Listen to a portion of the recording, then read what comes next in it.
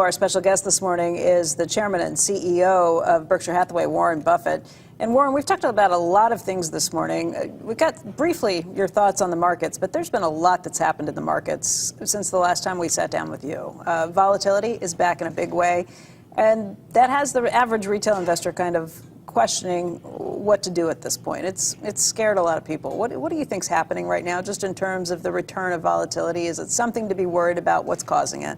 Well, if you own stocks like you'd own a farm or apartment house, you don't get a quote on those every day or every week. And I think you look at the business, and the value of American business depends on how much it delivers in cash to its owners over between now and Judgment Day. And I don't think it changes in 10% in a 2-month period if you're looking at it as a business. Now you've got anything can happen in markets. I mean, anything can happen in markets, and that's why I say don't ever borrow money against securities. That markets don't have to open tomorrow. I mean, you can have extraordinary events. So I think to some extent you can get some of the instruments that people don't understand very well that have a lot of firepower in them. Like and the volatility index and things that are tied to that. The idea of people taking a position, and they're gambling, they're not investing. Nobody's investing when they buy some supercharged index on how the VIX does or something like that. They don't need it in their life. It's an unnecessary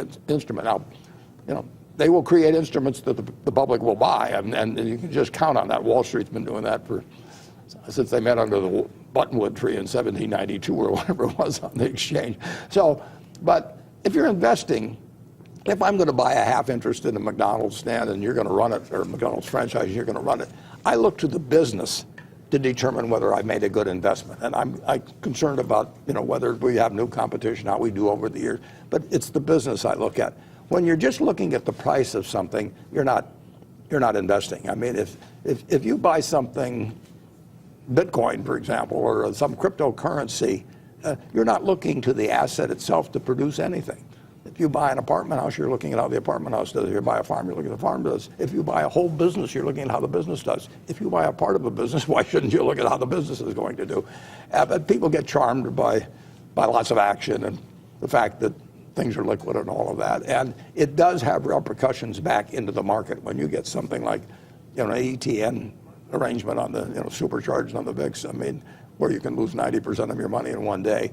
I mean, that really doesn't belong with the word investment. I mean, it's a gambling form of activity. Although you've said yourself, you talked about this in the annual letter over the weekend, and just even at the top of the show, where when you look around for a business that you want to buy, you can't find any at attractive levels. However, when you're looking at equities, you do see that as a good place. That Berkshire has been a net purchaser of equities this year in 2018, and that's because you like the deals that you're getting in the market. You can buy small pieces of businesses for less than you can buy whole pieces of businesses. For the premium you'd have to pay if you were buying the whole thing. Yeah, so you get a bargain as an investor compared to what I can get in terms of buying the whole business.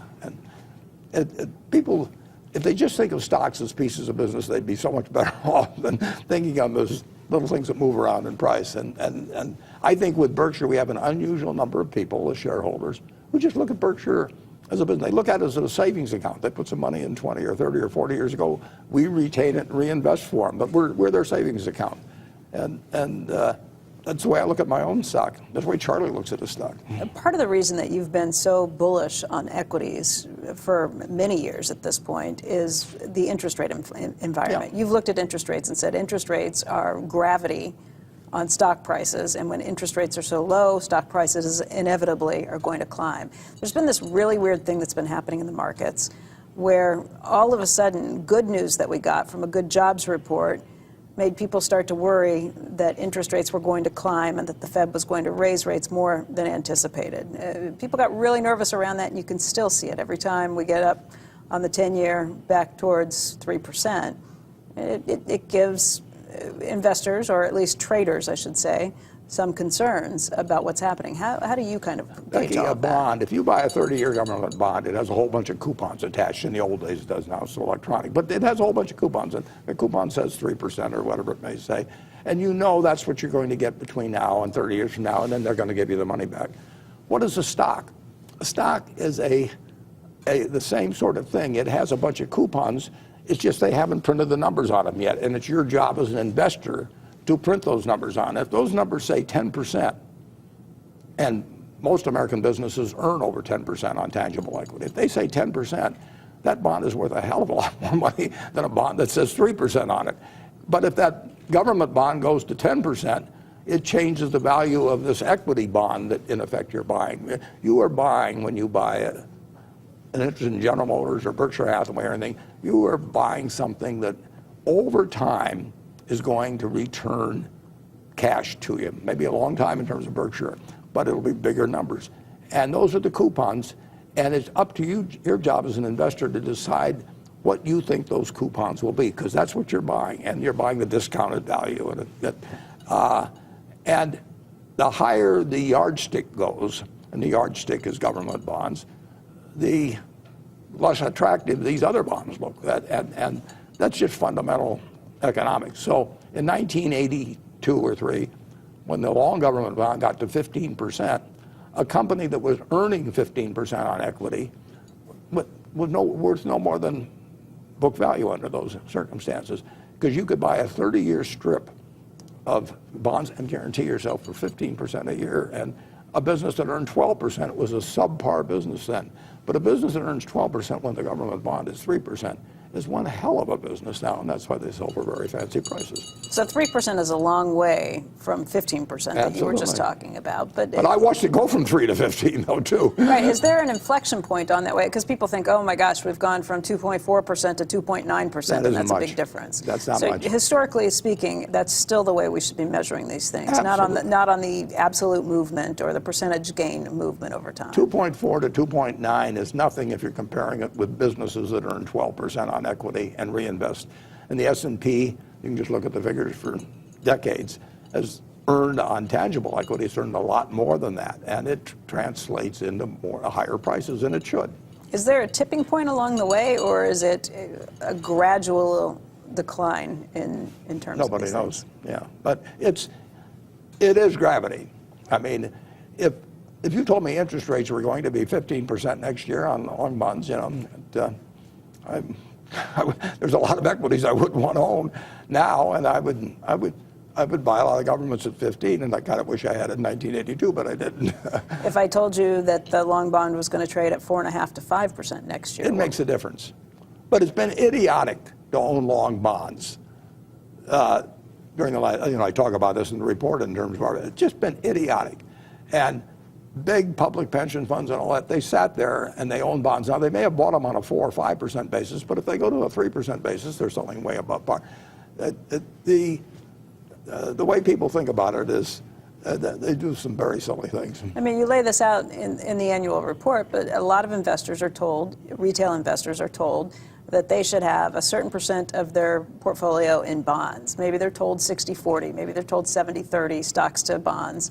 That's something that you should do, and that's the safe way of doing it. What are they missing? Some people should not own stocks at all because they just get too upset with price fluctuations. If you're going to do dumb things because your stock goes down, you shouldn't own a stock at all. No, I mean, what are dumb things? Selling a stock? Yeah, selling a stock because it goes down. I mean,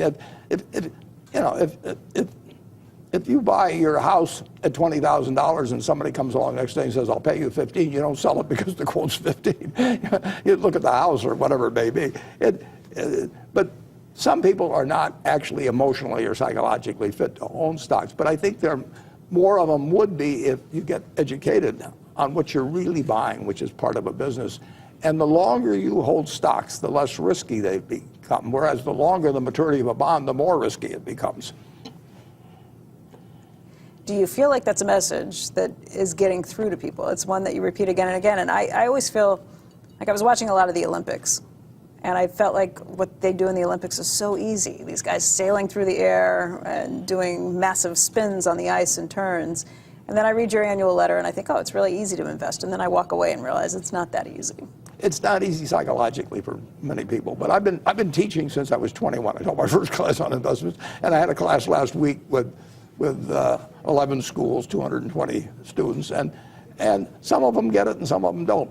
People would rather gamble. I mean, the idea that you can double your money in 6 months, that's just going to It's why people go to the races, why they go to Vegas, whatever it may be. They even know the odds are against them, and they still do it. I mean, it's a strong instinct to want to get rich fast, and I don't know how to do it.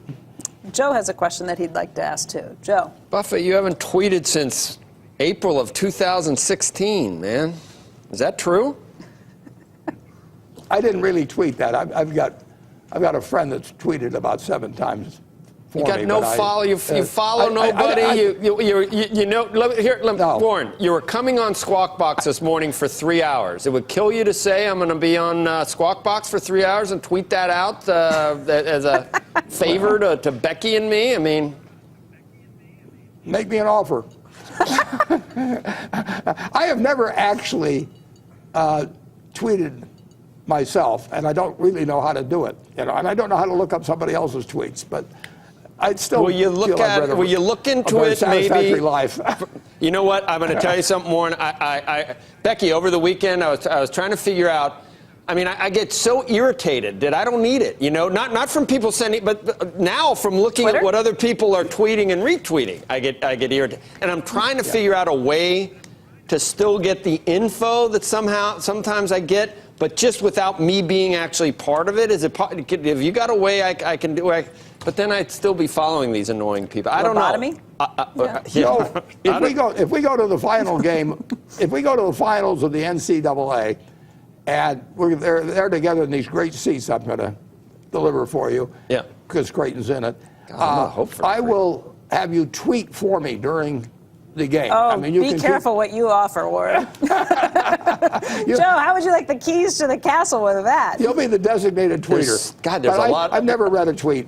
You know what? I'm taking Creighton and Xavier right to the. Now I'm really going to be rooting. I love it. Becky, I love it. I unblocked someone today that appealed to me through email, and I've never done. I had to figure out how to do it, but it's on a probationary basis at the board of discretion of the at the discretion of the board.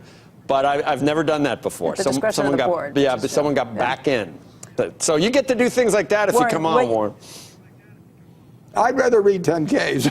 Right, but you don't realize how dangerous that offer is you just made, because Joe and I have joked around about getting a hold of somebody's Twitter account or their information when they leave it logged onto a screen that we sit down at, the things that you can tweet out or the things that you can say to dangerous. people So when you're dangerous. masquerading as someone else. Well, people have pretended to be me on both Facebook and Twitter. I mean, have you guys gone after the people? We did it for a while, and there's just so many of them, it's kind of hopeless.